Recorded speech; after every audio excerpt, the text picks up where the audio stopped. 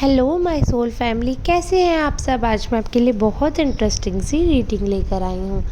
आज मैं आपको बताने वाली हूँ कि आपके बारे में बहुत सारी बातें हो रही हैं और इतनी सारी बातें, इतनी सारी चर्चाएं कि इस बारे में क्या पॉइंट तो आप ही हो। अब आपके आसपास इतनी सारी बातें, क्या ऐसी बातें हो रही हैं, ऐसे क्या पॉइंट्स वो बना रहे हैं जिससे वो आपको चर्चा का विषय और हंसी का पात्र भी बना रहे हैं। वीडियो को अंत तक देखना है, तभी आपको समझ आएगा कि क्या कहना चाह रहे थे। मैं टॉपिक इतने डिटेल्ड इसलिए बता पा रही हूँ कि कार्ड्स मैंने पहले ही सिलेक्ट कर लिए हैं आज, बट फिर भी आपको बता दूँ जनरल रीडिंग है तो प्लीज़ ज़बरदस्ती अपने ऊपर ना थोपें। ज़बरदस्ती फोर्स करोगे अगर रीडिंग को तो हो सकता है कि कोई कार्ड आपको लगे मिसमैच है। तो जितना आपको फ्री सुनना है, एकदम फ्री माइंड से, जैसे ही आपको लगेगा कि हाँ ये मेरे साथ है, ये मेरे साथ हुआ है, यानी कि वो आपका ही, आपके लिए ही रेजोनेट हो रहा है या आपके साथ ऐसा हो रहा है, तो आप समझ जाओगे वो आपकी रीडिंग है। और जो नहीं हो रहा है रेजोनेट, उस पार्ट को स्किप कर दीजिएगा।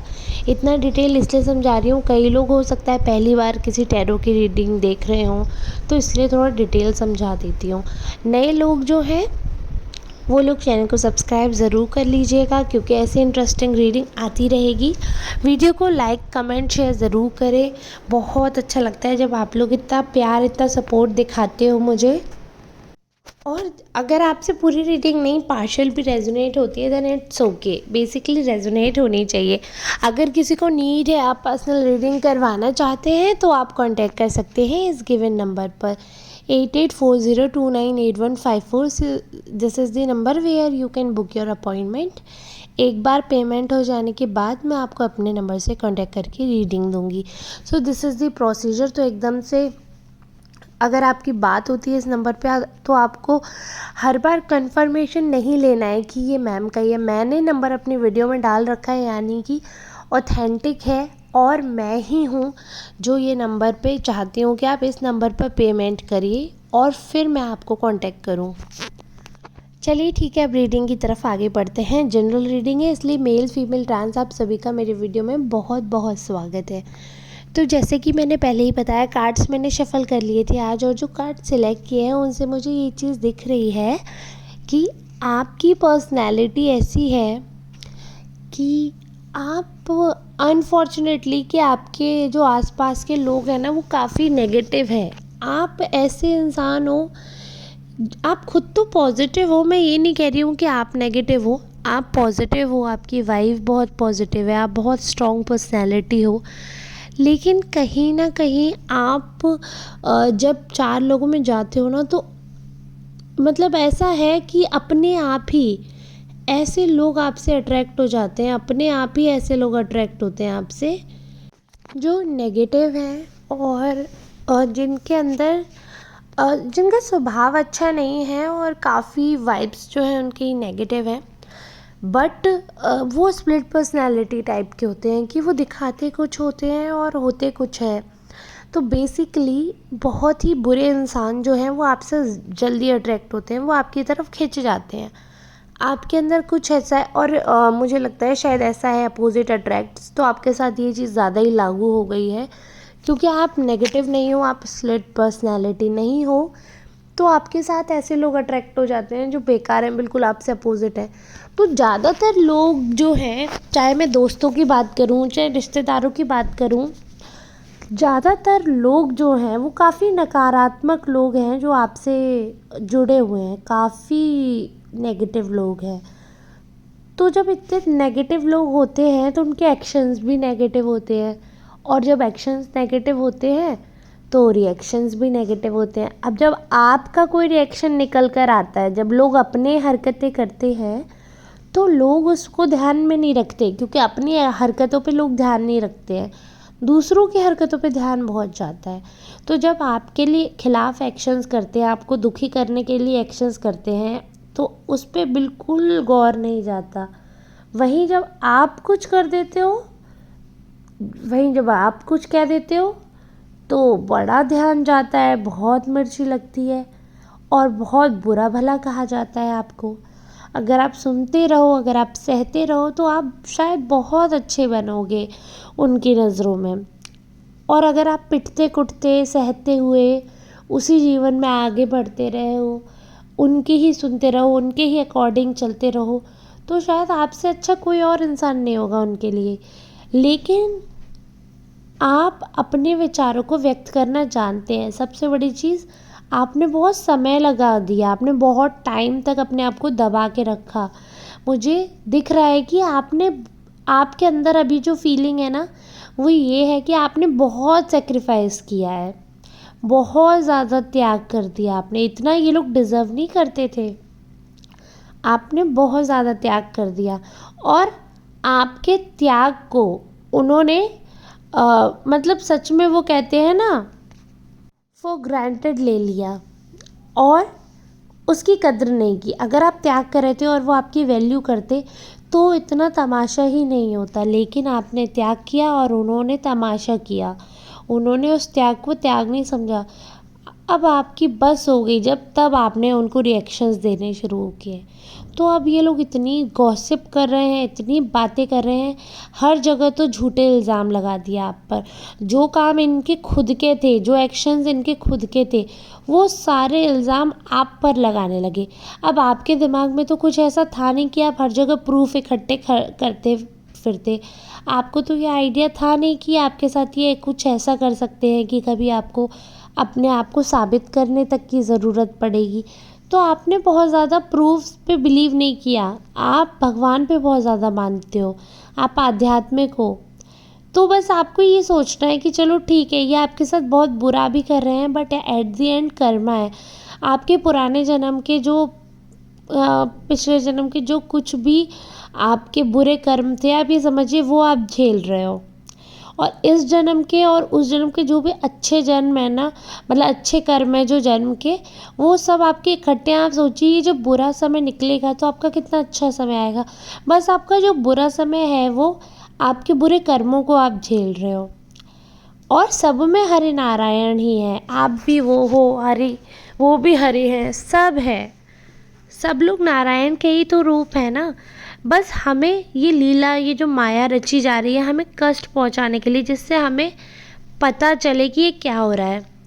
तो आपके कर्म तो सुधर रहे हैं, क्योंकि जो आपके पुराने पाप कर्म थे आप उन्हें झेल रहे हो। आपका बुरा जो समय था वो निकल रहा है और ऑलमोस्ट निकल ही गया है। लेकिन ये जो इंसान है, ये अच्छे कर्म कर सकते थे, इनका समय बुरा नहीं था, लेकिन इन्होंने इतना बुरा करके आपके साथ अपने लिए फिर से पाप इकट्ठे कर लिए और अब इन्हें भुगतना पड़ेगा। उसके बाद भी झूठ बोलना, लांछन लगाना, इतने घोर पाप होते हैं, इतने घोर पाप, इतने बड़े बड़े झूठ आपके कैरेक्टर के बारे में बोले जा रहे हैं, आपके चरित्र पर सवाल उठाए जा रहे हैं। आपके चरित्र पर इतने सवाल उठाए गए, हर किसी से उठाए गए। इतना शक, इतनी शत्रुता अपने इंसानों से कैसे हो सकती है? इतना तो किसी अजनबी पर भी कोई शक नहीं करेगा जैसे आप अपने इंसानों पर शक किया है इस इंसान ने। और सबसे बड़ी चीज़ मुझे जो लगती है, अगर कोई फैमिली मेम्बर है उस पर आपको शक है, कैसा भी कोई शक है, तो घर परिवार की बात घर परिवार में करके बात क्लियर करनी चाहिए, ख़त्म करनी चाहिए। अगर है तो उस पर एक्शन लेना चाहिए, अगर नहीं है तो उस बात को वहीं रद्द कर देना चाहिए। लेकिन यहाँ पे जो मुझे दिख रहा है, इस इंसान ने उसको ऐसा चर्चा का विषय बनाया कि सिर्फ घर की बाउंड्री तक सीमित नहीं रखा, पूरे समाज के सामने उछाला, इज्जत उछाली आपकी इमेज जो है वो पूरी तरीके से चूर चूर कर दी, जो भी आपने मेहनत से बनाई थी। लेकिन ये जो अच्छे लोग हैं ना, वो जानते हैं कि आप अच्छे ही हो। और जो भावुक हैं, जो ऐसे बेकार लोग हैं, भावुक में भी बहुत अच्छे भी होते हैं, बट कुछ ऐसे होते हैं जिनमें बुद्धि विवेक होता है, तो वो समझ जाते हैं क्या सच है क्या झूठ है। बट कुछ ऐसे होते हैं कि बस मतलब देख लिया तो बस, उसके बाद बुद्धि विवेक का उपयोग नहीं करना, तो वो मूर्ख होते हैं। तो ऐसे कुछ मूर्ख हैं जो इनके बातों में आ जाते हैं, इनका गैंग में शामिल होते हैं और आपको प्रताड़ित करने का पाप अपने सिर पर लेते हैं। कुछ हैं ऐसे मूर्ख। तो सब लोग तो आपके बारे में गलत नहीं सोचते, बट हैं काफ़ी कुछ लोग जो आपके बारे में गलत सोचते हैं। उन लोगों की नज़रों में आपको बहुत बड़ा विलन साबित किया गया। उन लोगों की नज़रों में आपके खिलाफ बहुत बहुत उल्टी गंदी चर्चाएं की गई। शायद मैं वो शब्द भी उपयोग ना करना चाहूँ, आपको उस चीज़ का एडिक्टिव बताया गया। तो सारी चीज़ें देखिए, सब कुछ कर्मों का खेल है। हर घर बेटी है, हर घर माँ है, हर घर बहन है, तो इसलिए और हर घर बेटा भी है, तो इसलिए किसी को इतना प्रताड़ित नहीं करें, क्योंकि घर घर सब कुछ है। माँ बहन बेटी भाई बाप सबके हैं, पति सबके हैं। तो घर में से किसी एक भी हिस्से को जब काटा जाएगा तो कष्ट उतना ही होगा। ऐसा ये मूर्ख लोग हैं, इनको ऐसा लगता है कि हम अगर किसी एक की बदनामी कर रहे हैं तो हमारी नहीं हो रही। मुझे ऐसा लगता है कि बदनामी सबकी साथ होती है, आपकी साझेदारी रहती है उसमें। तो एटलीस्ट अपने मुंह से ऐसा कुछ भी नहीं करना चाहिए कि आपके इंसान के ऊपर आप लांछन लगा रहे हो। तो आपसे नीच कोई नहीं है। अगर आपको कोई चीज़ ऐसी पता भी चली है, कुछ ऐसी बात है, तो आप उसे पहले क्लियर करिए। क्लियर हो गया है तो आप अपने पार्टनर से डायरेक्ट बात करिए, ख़त्म करिए उस रिलेशनशिप को। आप साथ मत रहिए अगर वो इतने नीच हैं। लेकिन अगर बात सच नहीं है और आप झूठी बातें उड़ा रहे हैं और 4 लोगों में बैठ कर वो बातें कर रहे हैं, चटकारे ले लेकर ऐसी सारी गंदी बातें फैला रहे हैं किसी के बारे में, तो आप पाप के भागीदार बन रहे हैं। ये बहुत गलत बात है। आपके साथ ऐसा हुआ। आपके ऊपर ये भी चोरी का भी इल्ज़ाम लगाया जा सकता है, अगर अभी तक नहीं लगाया तो, कि कहीं ना कहीं आप जो है चोरी एक ये भी होती है। एक तो जैसे आप जानते हो चोरी बेसिकली क्या होती है, बट एक ये भी दिख रहा है कि जैसे मूर्ख बनाकर हो सकता है कि कोई प्रॉपर्टी या किसी चीज़ पे आप कब्ज़ा करना चाहो। इस हिसाब की भी आपकी इमेज क्रिएट की जा रही है कि आप ज़बरदस्ती किसी प्रॉपर्टी को एक्वायर करना चाह रहे हो, ज़बरदस्ती उस पर अपना हक जमा रहे हो, ज़बरदस्ती आप कहीं रह रहे हो, आपको वहाँ से निकाला जा रहा है। हो सकता है कि वो प्रॉपर्टी आपकी ही हो और आप अब अपना हक मांग रहे हो सकता है वो आपकी ही हो, वो पैसे आपके ही हों जो आप लेना चाहते हो, बट उस हिसाब से प्रिटेंड किया जा रहा है, उस हिसाब से थर्ड पार्टी को मिर्ची लग रही है जैसे कि वो उनकी हो। इस हिसाब से वो नेगेटिवली रिएक्ट कर रहे हैं। तो रिएक्शन उनका बहुत ही ज़्यादा वर्स्ट है। आपके खिलाफ इतनी बातें होते हुए दिख रही हैं, लेकिन एक चीज़ मुझे बहुत अच्छी दिख रही है कि अब आप में स्थायित्व आ गया। अब आपको बहुत ज़्यादा फ़र्क नहीं पड़ता। पहले आपको बहुत फ़र्क पड़ता था, बहुत ज़्यादा, और पहले बहुत फ़र्क पड़ता था इसीलिए आपने इतना सहा भी है मेरे ख्याल से। क्योंकि अब मुझे यहाँ पर दिख रहा है अब आपको बहुत ज़्यादा फ़र्क पड़ता हुआ नहीं नज़र आ रहा है। अब आप ठीक हो, अब आपने ये सोच लिया है कि जिसे जैसे सोचना है, जैसे जैसे करना है वो वैसे करे, और जो होना है वो होके रहेगा। तो इतनी चिंता क्यों करनी। अब आप इस चीज़ पे आ गए हो, और जब आप इस चीज़ पे आ गए हो तो सारी चीज़ें ठीक दिख रही हैं, पॉजिटिव दिख रही हैं। और मैं आशा करती हूँ ये जो शांति, ये जो संतुष्टि, ये जो स्थायित्व आपको अब मिला है ना, और ये है भी आध्यात्म से, इससे सुकून मिला। वरना जो बेचैनी थी आपको खाए जा रही थी, बट आध्यात्मिक होते होते आपको बहुत कुछ अच्छा मिला है। क्योंकि मैं यहाँ पे देख रही हूँ आपके हार्ट चक्रा पे जो ब्लॉकेज था आपने वो भी ओपन किया है। तो जो ब्लॉकेज है वो भी आप ओपन कर रहे हो। सारी चीज़ें जो हैं दिल पे वार जो लोग आपके कर रहे थे, जो अपने लोग थे आपको प्रताड़ित कर रहे थे, उन सब से आपने ऊपर उठकर अब जीना सीखा है। कौन क्या कह रहा है, कौन क्यों कह रहा है, कैसे कह रहा है, बात वहीं तक आपने रहने दी। किसी की बातें आपका जीवन रोक सकती हैं, ये आपने अपने ऊपर लागू नहीं होने दिया, और ये बहुत अच्छी बात है।